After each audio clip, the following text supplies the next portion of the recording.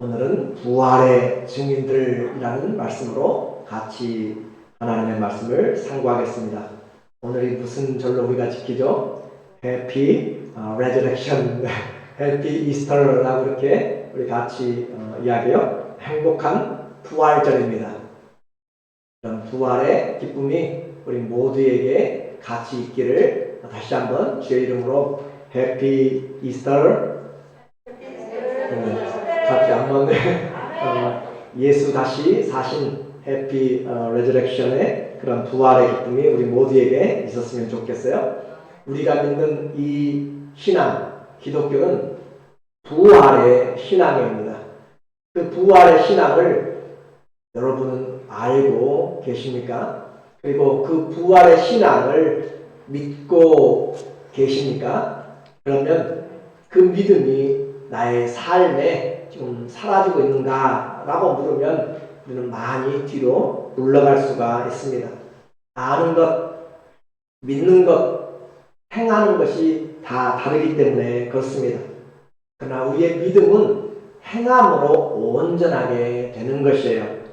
부활의 그 신앙이 행함이 있다면 우리는 세상을 두려워할 것이 없습니다.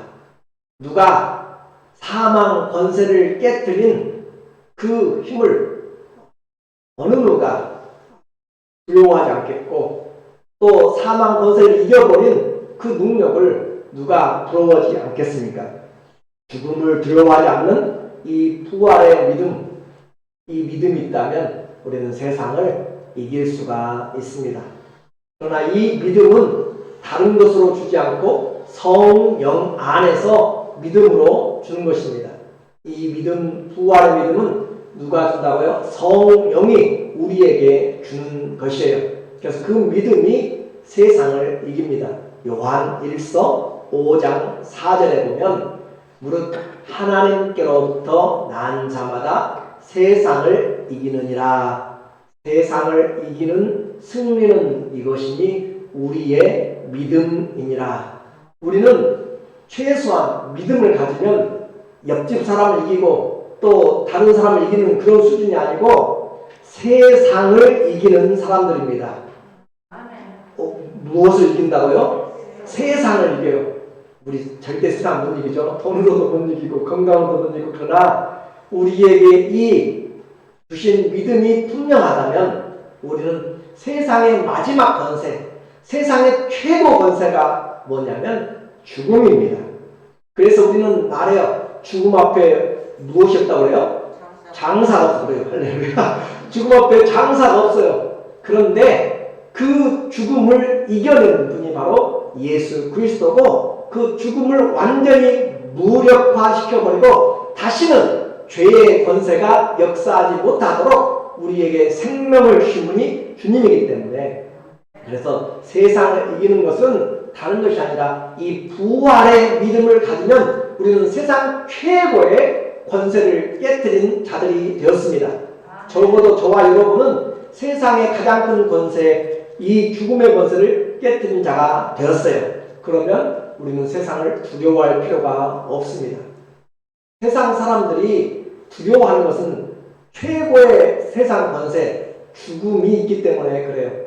그래서 사단은 그 사망 권세를 가지고 세상 사람들을 종노릇하게 만들고 세상 사람들을 그 사망 권세로 죽음의 권세를 휘두르면서 종으로 몰아붙입니다. 히브리서 2장 15절에 보면은 또 죽기를 무서워함으로 한평생 매여 종노릇하는 모든 자들을 놓아주려 하심이니. 사단이 무슨 권세래요? 사망의 권세로, 죄의 싹은 사망이라고 그랬잖아요. 사망의 권세로 우리에게 일평생 죽음을 가지고 종노릇, 노예를 만들어가지고 살게 만든단 말이에요. 죽음보다 더 무서운 것이 세상에는 없어요. 그런데 그 세상 죽음의 권세를 휘두르는 사탄의 권세를, 또 죽음의 권세를 예수께서 죽음에서 부활하심으로써 사망의 권세를 무효화시키고 우리에게 아무런 권세가 없도록 그렇게 우리에게 부활의 생명을 주셨기 때문에 우리는 적어도 무엇을 이긴 자들이에요? 세상을 이긴 자들이에요. 세상을 이긴 자들이 힘이 없으면 안 되고, 세상을 이긴 자들이 감사가 없으면 안 되고, 세상을 이긴 자들이 세상을 두려워하면 안 되는 것이에요. 이것이 진리입니다. 이것이 여러분이 어떻게 믿느냐에 따라서 내 삶을 바꿀 수가 있는 것이에요. 우리는 일평생 살면서 열심히 일해요. 열심히 일하는데, 열심히 원하는 대로 일을 했는데 그 결과로 마지막 죽으면 우리가 계산하게 되잖아요. 열심히 살다가 마지막 살다가 그 떠나가는 날에 죽음이라는 것으로 계산을 해요.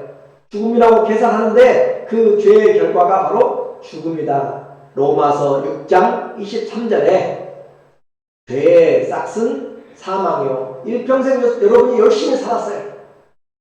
열심히 살았는데 그 열심히 산 대가 지불하는 그 결과가 뭐냐면 사망으로 사단이 우리에게 결과를 준다니까요. 여러분이 어떻게 살았든지 사단은 사망으로 죽음으로 우리에게 보상을 해줘요. 결과를 준단 말이죠.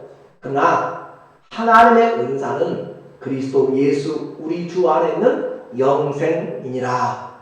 예수님을 모르면 그가 대통령이든지 회장이든지 누구든지 상관없어요. 그는 열심히 살아서 살아낸 결과가 결국 죽음을 대가로 받는데, 오늘 우리는 예수 그리스도 안에서 영생을 얻게 되었다. 어느 누가 이 말씀을 할 수가 있어요.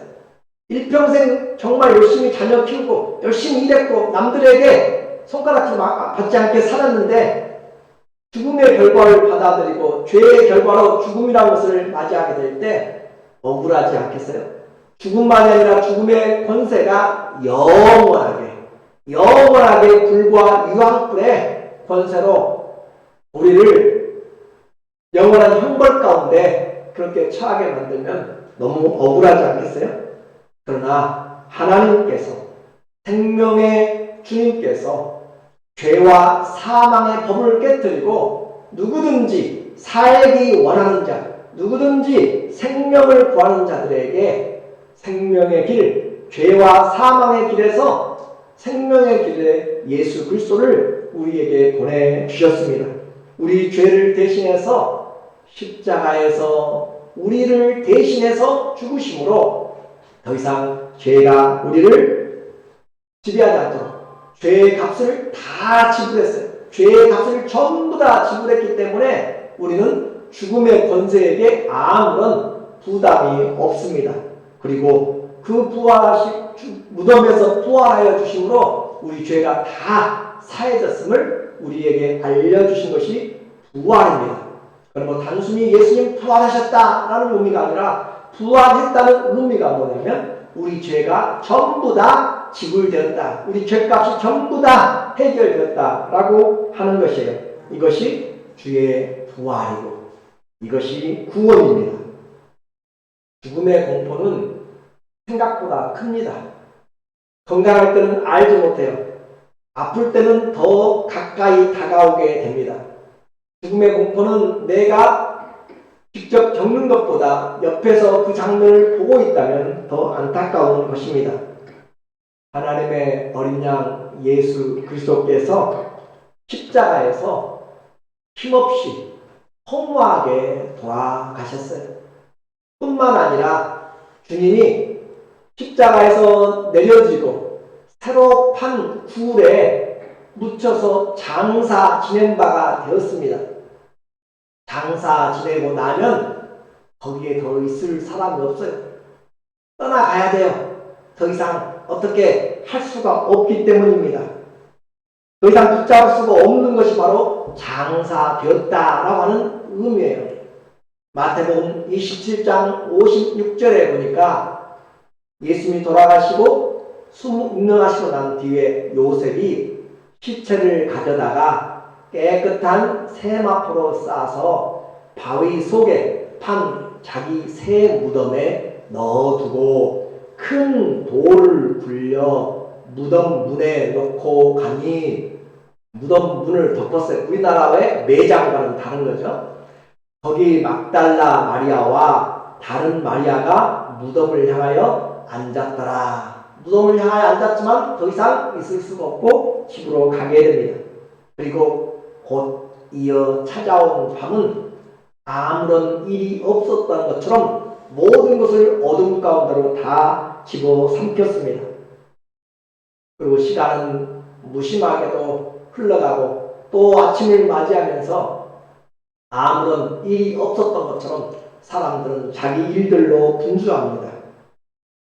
그러나 주님의 사랑을 받았고 또 주님을 사랑하는 이 여인들은 비록 주님의 얼굴을 이제 보지 못하더라도 그 주님 붙었던 장소에 다시 가서 그들이 할 수 있다면 급하게 장례를 치르느라고 제대로 향품도 바르지 못했던 그 마음 때문에 그들은 그 장소에 다시 가고자 하는 그 간절한 마음이 있었습니다. 그러나 안식일이기 때문에 갈 수가 없는 그 법 아래서 그들은 밤을 새워가면서 새벽 미명에 그곳을 향하여서 향품을 바르기 위해서 그들이 찾아가고 있어요. 사랑하는 사람을 다시 한번 보지 않고 이대로는 떠나보낼 수가 없어서 가는 새벽 미명에 가는 자들의 발걸음입니다. 그런데 중요한 것은 그 문을 막아놨던 것이죠. 큰 돌로 막아놨습니다. 누가 그 돌을 굴려주여. 보통 이 무덤의 문을 막는 것은 2톤 정도의 돌의 무게라고 이야기합니다. 장정이 몇 사람이 함께 힘을 써야 움직일 수 있는 그런 돌의 무게입니다. 그런데 그 돌의 무게뿐만 아니라 중요한 것은 그곳을 지금 로마 총독의 법으로 군인들이 출입 금지로 봉인을 시켜놓고 있어요. 폴리스 라인처럼 봉인을 시켜서 들어가지 못하도록, 무덤문을 굴러내지 못하도록 그렇게 봉인이 되어 있습니다. 가더라도 들어갈 수가 없는 상황입니다. 27장 65절에 보니까 빌라도가 이르되 너희에게 경비병이 있으니 가서 힘대로 굳게 지키라 하거늘 그들이 경비병과 함께 가서 돌을 인봉하고 봉인했단 말이잖아요. 무덤을 굳게 지키니라. 거기에 가면 괜히 맞든지 또 좋지 않은 일들이 벌어나게 됩니다. 그럼에도 불구하고 이 여인들은 그곳에 가야만 속이 편한 것이에요. 마음이 병들어서 가지 않으면 견딜 수가 없는 것이 바로 주님의 사랑을 받았고 또 그 주님을 사랑하기 때문입니다. 안식일이 지난 첫 그 이른 새벽에 여인들이 열심히 그곳으로 갔습니다. 1절에 보니까 오늘 본문 1절에 안식일이 다 지나고 안식 후 첫날이 되려는 새벽에 막달라 마리아와, 막달라는 것은 막달라 지역을 말해요. 막달라 마리아와 다른 마리아가 무덤을 보려고 갔더니 다른 성경에는 예수의 모친도 함께 갔더라. 한 4명 정도가 같이 간 것 같아요. 그래서 그렇게 갔는데 무덤에 도착하자 예상치 않은 일들이 벌어지고 있습니다. 군인들이 가로막고 모든 것을 막을 그런 상황인데 그들이 도착해 보니 땅이 흔들리는 지진이 일어나고 천사가 하늘에서부터 내려와서 지금 환경이 완전히 바꿔지고 있어요. 2절에 보면은 2절에 큰 지진이 나며 주의 천사가 하늘로부터 내려와 돌을 굴려내고 그 위에 앉았는데 땅이 흔들리는 지진이 나타납니다. 그리고 그 돌문 위에 누가 굴려줄까 했는데 그 문 위에 천사가 앉아 있어요. 아마 학자들은 지진이 2번 일어난 것으로 이야기를 해요. 예수님 십자가에서 분명하실 때 성전의 휘장이 위에서부터 아래로 찢어지는 그때도 지진이 일어났다고 했고 오늘 지금 이 부활의 첫날의 아침에도 지진이 일어났다. 그래서 어떤 신학자는 해석하기를 첫 번째 십자가에 죽을 때는 땅이 그 하나님의 아들이 죽어서 그 피가 땅에 떨어지니까 이 땅이 어떻게 감당할 줄 몰라가지고 땅이 흔들리는 지진이다 그렇게 표현하고 있고 또 이 2번째 지진에는 예수 그리스도가 부활하시는 그 부활의 기쁨, 영광에 땅이 너무 황홀해서 하나님의 영광을 보고 흔들렸다라고 그렇게 주석을 하신 분도 있어요. 아무튼 이 놀라운 광경, 그리고 중요한 것은 천사가 하늘에서부터 내려와서 이 모든 염려들을 다 미리 해결해 놓았습니다. 그리고 그 천사의 모습이 나와요. 그 형상이 번개 같고 그 옷은 눈같이 희건을. 성경은 우리에게 이 세상의 이야기만 말한 것이 아니에요. 성경은 이 세상뿐만 아니라 다른 세계, 곧 영원한 세계, 보이지 않는 영의 세계에 대해서도 우리에게 분명하게, 정확하게 이야기를 해주고 있어요. 우리는 이 천사들이 일하고 있음을 보고 사는 것이죠. 그래서 그 영적인 존재가 이처럼 문을 열고 이 일을 준비하고 있습니다. 경비병들은 이 천사의 모습 때문에 기절해 버렸습니다. 4절에 보면은 지키던 자들이 그를 무서워하여 떨며 죽은 사람과 같이 되었더라. 잘 생각해 보세요.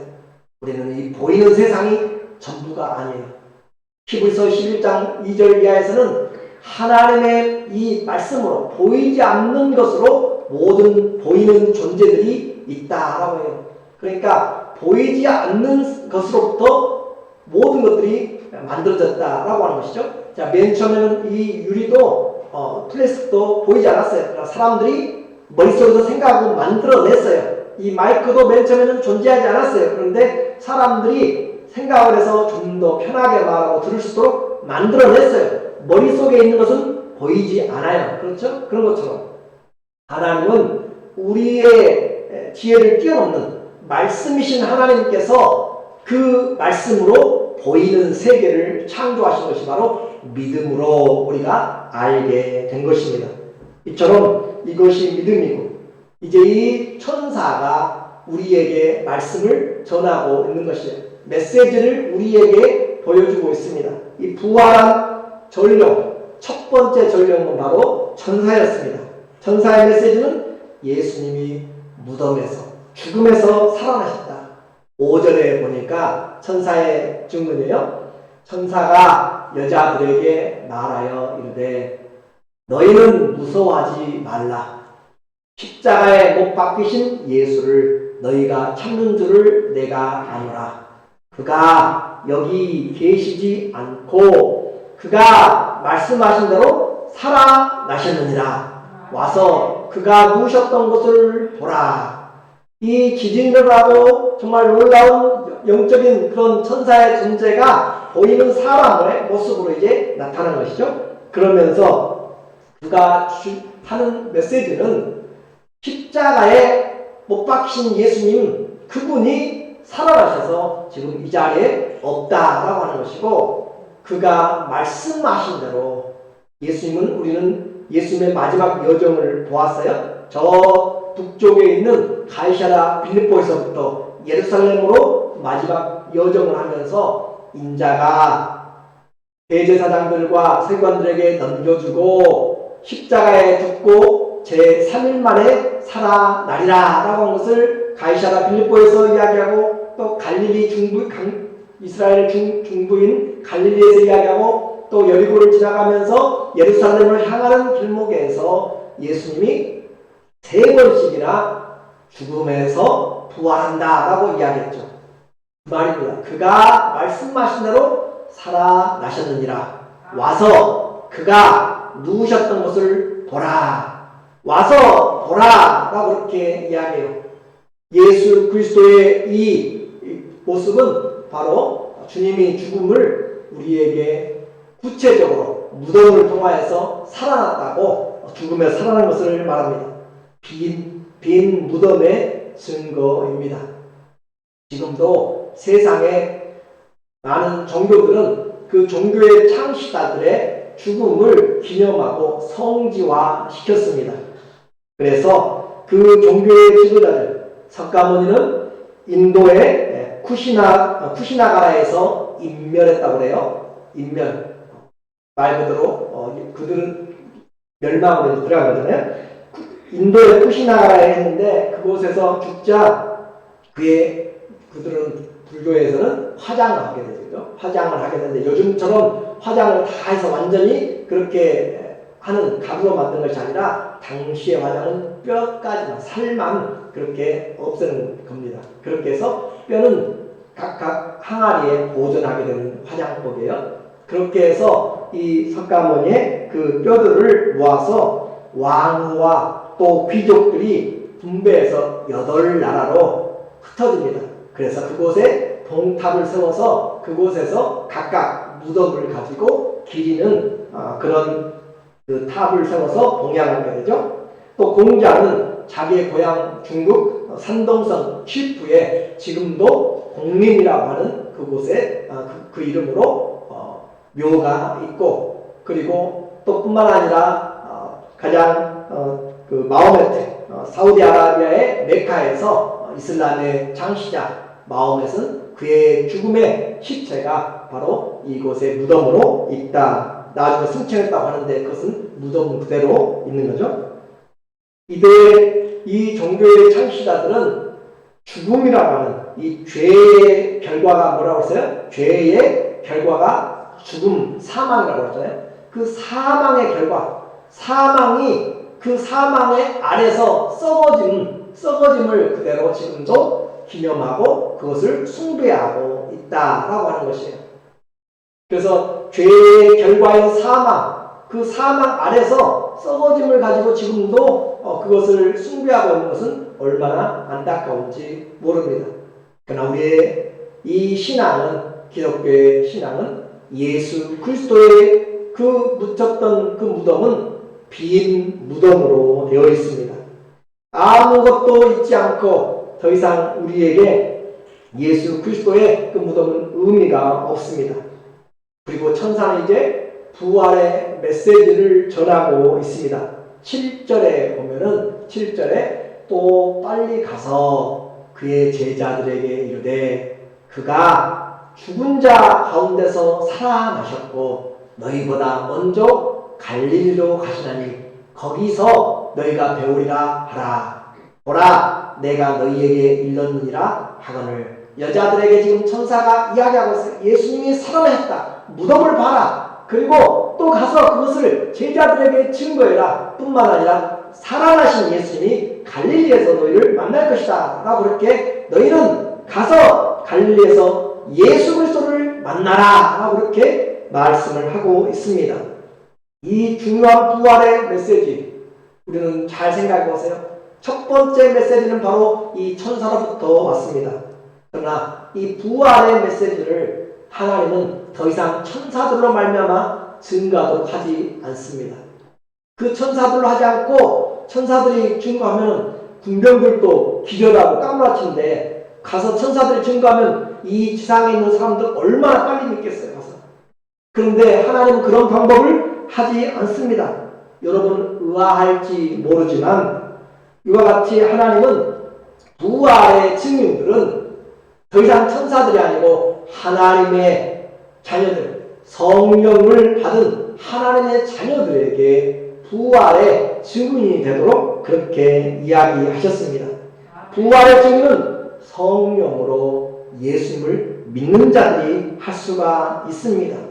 사도행전 1장 8절도 오직 성령이 너희에게 임하시면 너희가 권능을 받고 예루살렘과 온 유대와 사마리아 땅끝까지 이르러서 내 증인이 되리라 라고 그렇게 하시면서 성령이 임해야 부활의 예수님의 증인이 될 수가 있습니다. 그러므로 부활의 예수님을 증거하는 것은 천사들의 작도 아니고 그 세상 사람들의 그런 이야기도 아니고 오직 성도들에게 이 복된 생명, 이 복음, 기쁜 소식을 전하도록 하나님이 성도들에게 주신 특권이며 은혜입니다.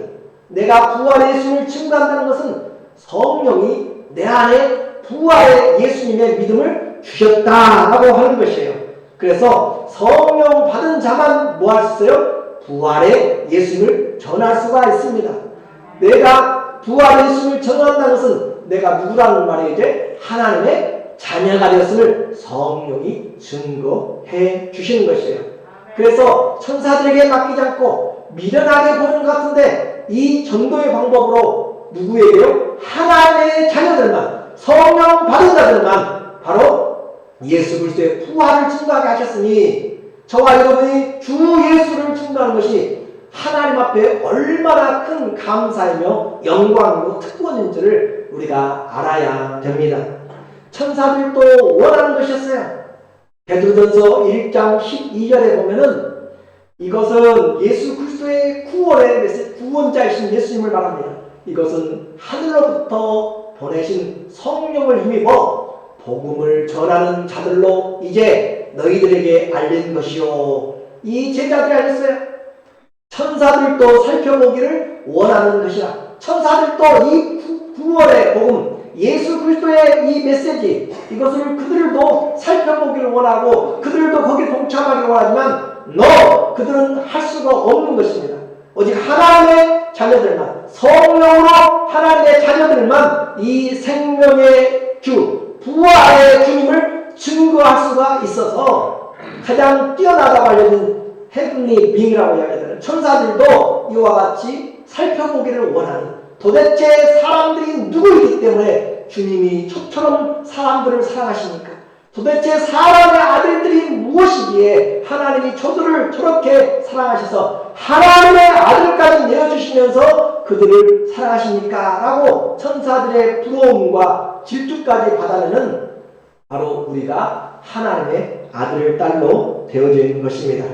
이것이 바로 우리에게 주신 성령의 은혜요, 하나님의 부활의 은혜입니다. 이제 이 메시지를 처음 들은 여인들의 발걸음은 어떻겠어요?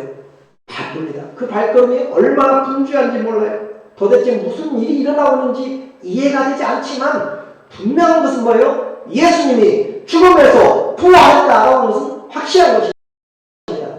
그래서 그 여인들은 정말 걸음을 전복된 힘을 다해서 열심히 제자들에게 달려가는데 그 바쁜 발걸음을 태우는 사람이 있단 말이죠.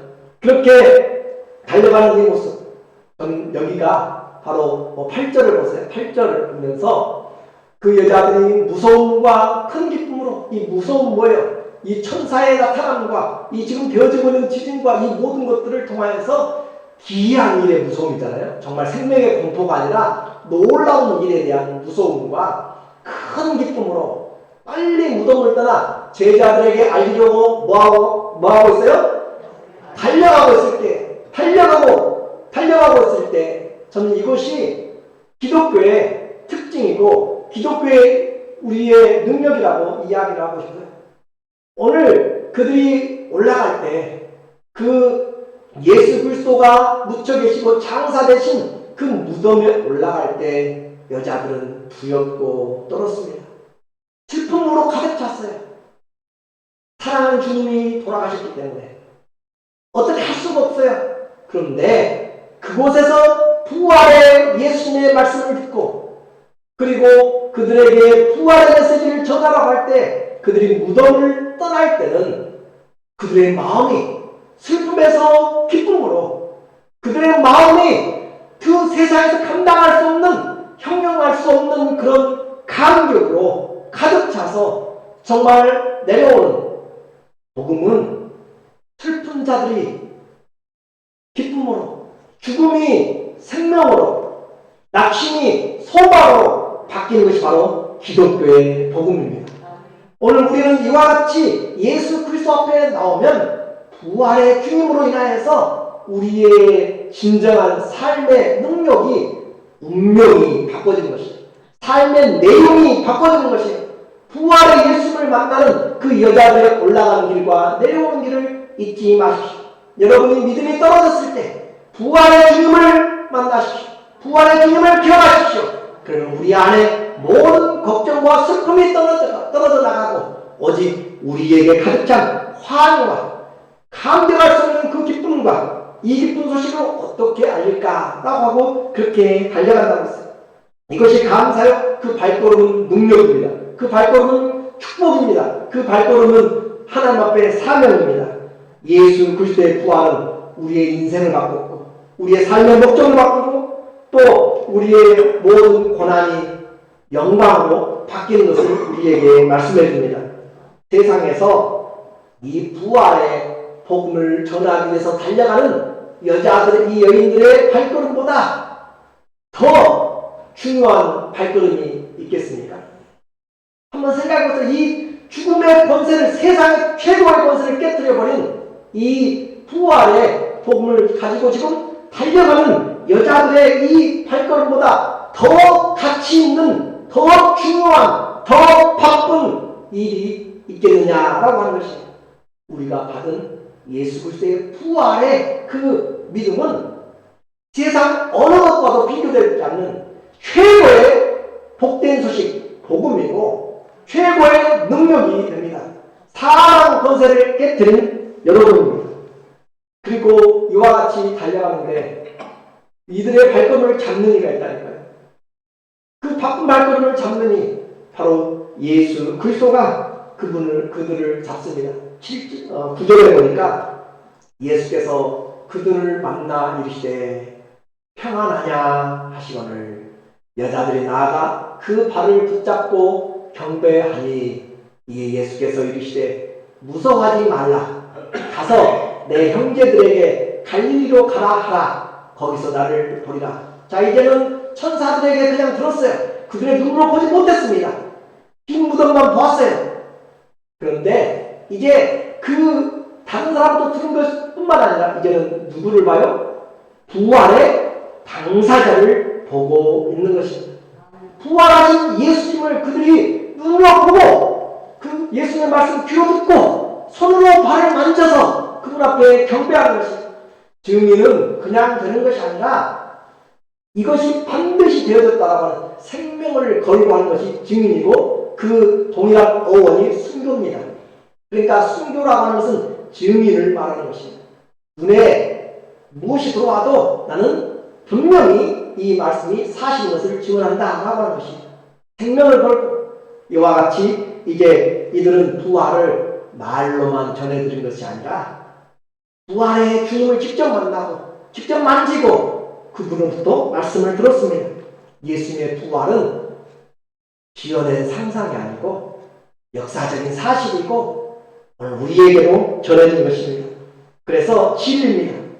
주님은 무서워하는 그들의 마음을 평안하게 해줍니다.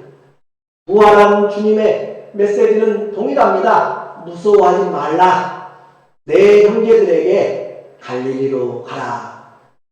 거기서 나를 만나라. 천사가 전했던 메시지와 예수님의 메시지가 동일해요. 그리고 이제 그 여인들의 마음에는 두려움 대신에 뭐가 찾아왔어요? 평강이 찾아왔고, 기쁨이 있는 대신에 기쁨과 기쁨이 배가 되었어요. 그렇죠? 두려움은 예수님으로 인해서 평강이 되었고, 그리고 그 기쁨은 배로 되었고, 이것이 주님을 만난 결과입니다.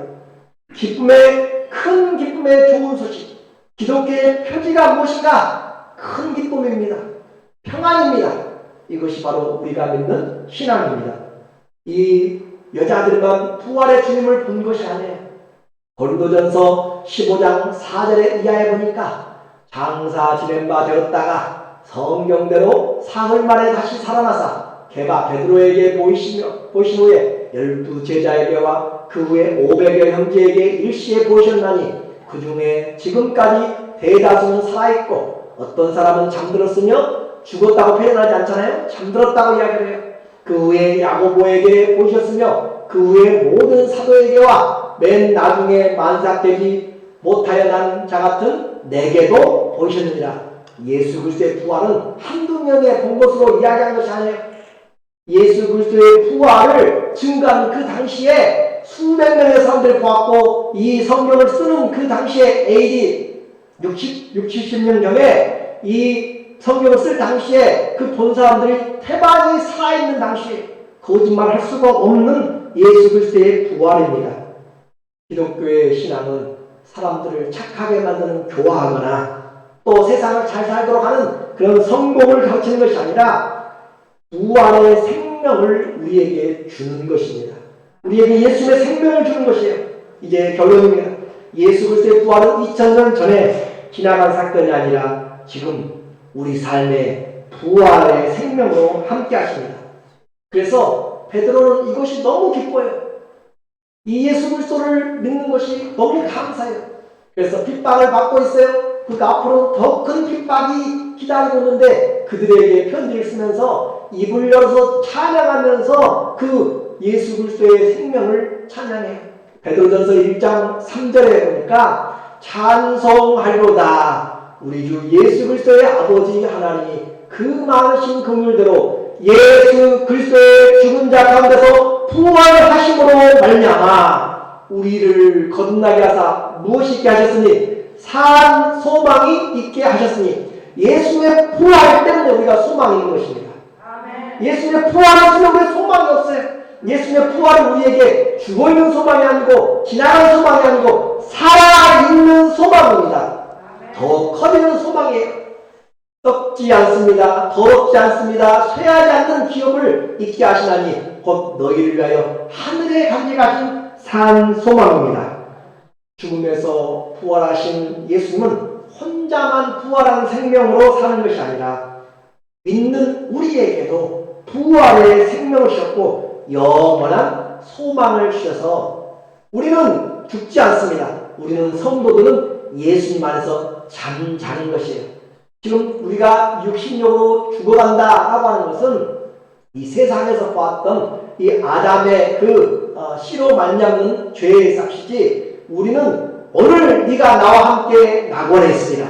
예수 그리스도 안에서 사는 자들은 이제 복이 있도다. 예수님 안에서는 무릇 살아서 나를 믿는 자는 영원히 죽지 아니하리라. 네가 이것을 믿느냐? 라고 주님이 말씀하는 것이에요. 여러분은 죽을 때, 우리는 눈을 감을 때 나는 그 생명, 부활의 생명을 가지고 이미 있는 부활의 생명 때문에 우리는 지속적으로 살아있는 것입니다.